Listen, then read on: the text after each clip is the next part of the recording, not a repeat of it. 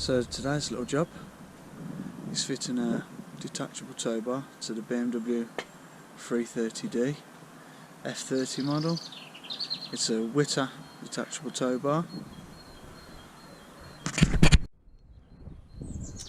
So I know just some of the little tools we're going to need for this will be a T20 Torx piece, an M8 socket, flat blade screwdriver and a 10mm socket. So up here on this area here there'll be a T20 Torx screw. It'll just come straight down, and then here and here two M8 screws all go in like that, so they'll just come straight out.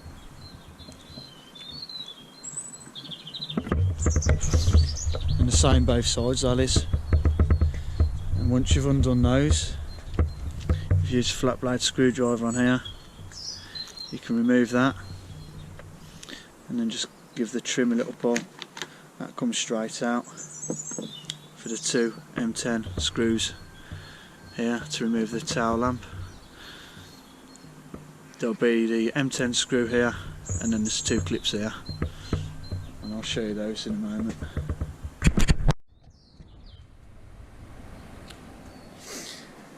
So once you've undone the M10s here, you've taken out the tail light, so like this side, take out the two M10 bolts, remove the lamp, you just basically pull it back towards you and then it will sort of release out that socket there. There's that fixing there, that there will sit in that pocket. It will just pop out when you pull it, and then you undo the connector, which I've already done from the back. And all there's a connector. All you do is just push down the tab there and then just pull it out the back of the light. Undo the two M10s there and there, and that's all the fixings across the top and down the sides. Now ready to go, so you get underneath the cart,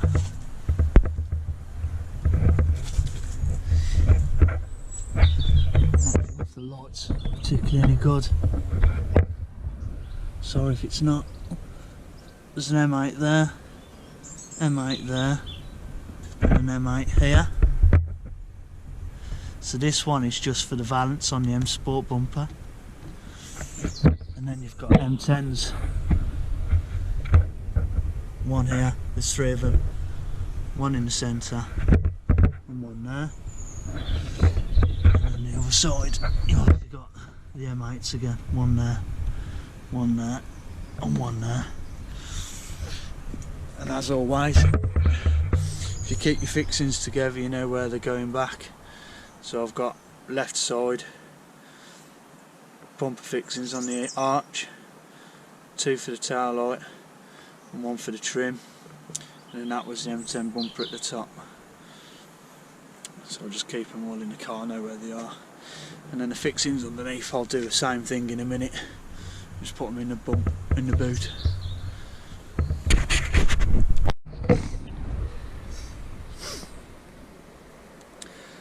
So once all the fixings are removed from across the bottom and all across the top, you're ready to start removing the bumper. So note, if you've got the parking sensors, reverse parking sensors, you'll have to have somebody to help you with the bumper so you can disconnect them from the back, because you want to be pulling those out. So simply just pull the bumper at the sides and this will all unclip. Just literally just give it a pull, and then on the top there's two little tabs, so there's one there and one there. You just push them down and then push them back as you're pushing down. They'll release like that, and then when you give the bumper a little bit of a wiggle, they will sort of start to release. Look, see how they release now? So they're in. flush with the trim. So now I'm going to get my hands, and I'll obviously with the help just give that pull to release. I'll get my hands down the back, disconnect the parking sensors, and the bumper will be off. So that's it, bumper's removed. There's the 4 reverse sensor cables. So what you do is push down on the back of the tab there, and it will release this bit. So you just push down and give it a pull. That should come straight off. There's 4. And I'll just go onto the sensor there. So now I'll be removing the rear crash bar, because the replacement will be the Witter Detachable. So this is a Witter BMW bar that was advertised for the M Sport 330D. Yeah, I'm going to have a look at removing the crash bar and go from there. So for removing the crash beam, there's 4 M8 screws attaching the heat shield to the support trim. So there's 1, 2, 3 and 4. Once you've removed those, there's 4 tabs here. The 4, you just push them down to release them, and then that trim will come off. I'll put that aside.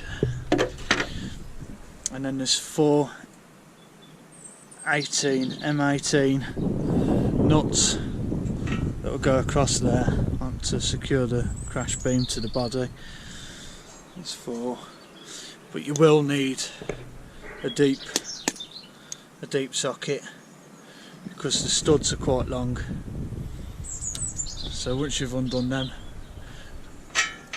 and you've got the 4 bolts off,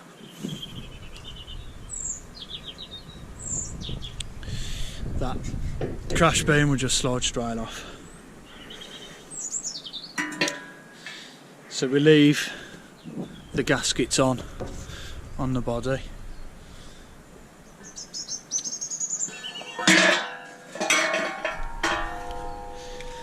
And that's ready then to place the new bar on, which I'll do.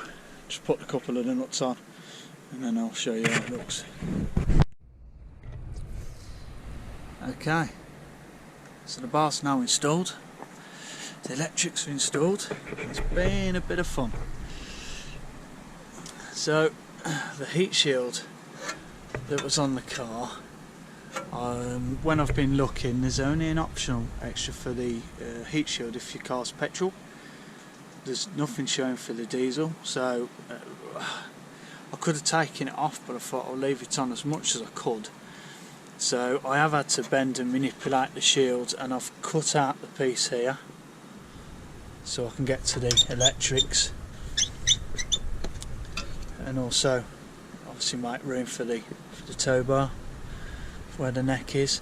I've fed the harness coming from the back of the socket, it's tie wrapped, and then I've came round this side of the bar just to keep it away from the exhaust, the back box.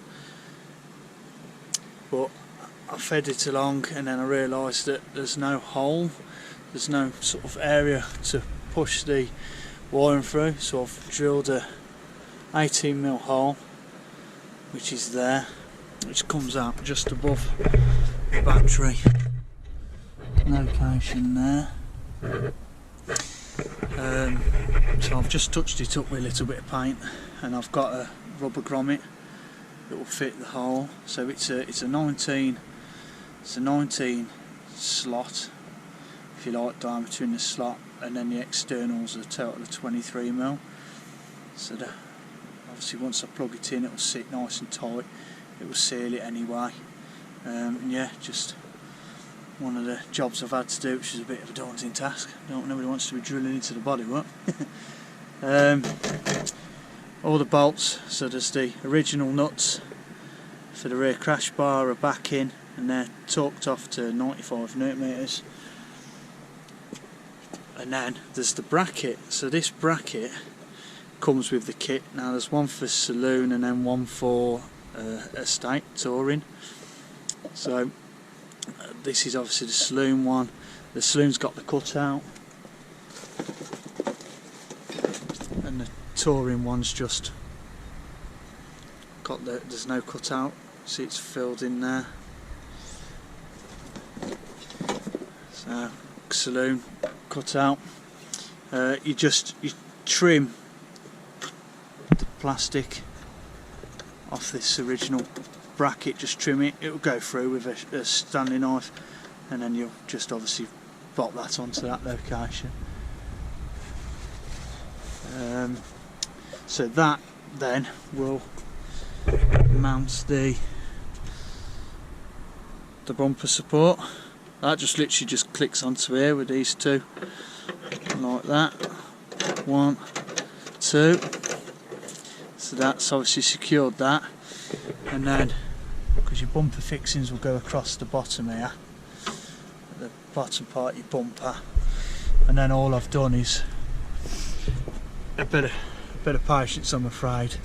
We sort of bend and manipulate the heat shield because I wanted to keep it on the car, so it sort of lines back up with those original fixings for the heat shield. Obviously we'll be missing one here because now it's got the electrics instead, but then obviously the last one there will have the heat shield as well. So again, it was just a bit of a play and a bit of manipulation of the heat shield, but it's actually gone on and looking quite nice. So next would be I'll feed that through there, put the grommet in, and then my wiring will be inside. I'll fit the bumper, and then we'll look at it's the electrics then. Right, so with the bumper now fitted, there's obviously T20 Torx screw there, 2 M8 screws there. There's the M10 there, and then the 2 M10s for the lamp. Same this side, 2 M10s, M10 there. 25mm Torx behind there, going up there, and then the 2 M8s there. And then under the car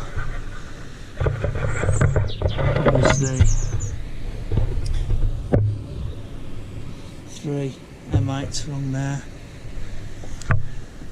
3 M10s along there, and then the last 3 M8s there. Sorry about the light, I'm not sure if you can see it. So obviously it's now installed. You just catch sight of these, but I mean generally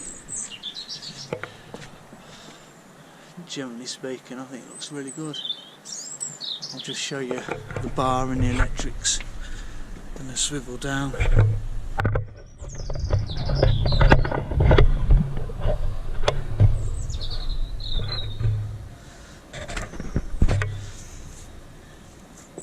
So the bar,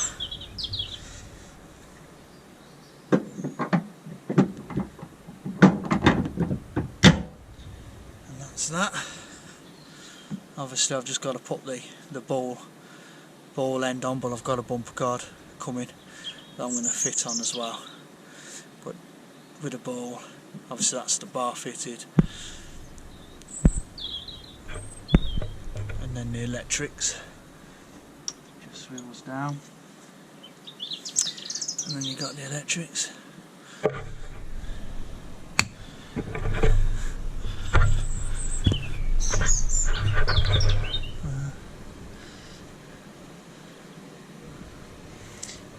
So it's a bit tricky with a heat shield, but cutting it and sort of manipulating it has meant that the heat shield sort of, it has gone back up. I don't know if you can see with the light, but I've actually managed to secure it with 3 of the fixings, the original fixings, so there's only one that's not on, and that was where I actually had to make a cut on the trim.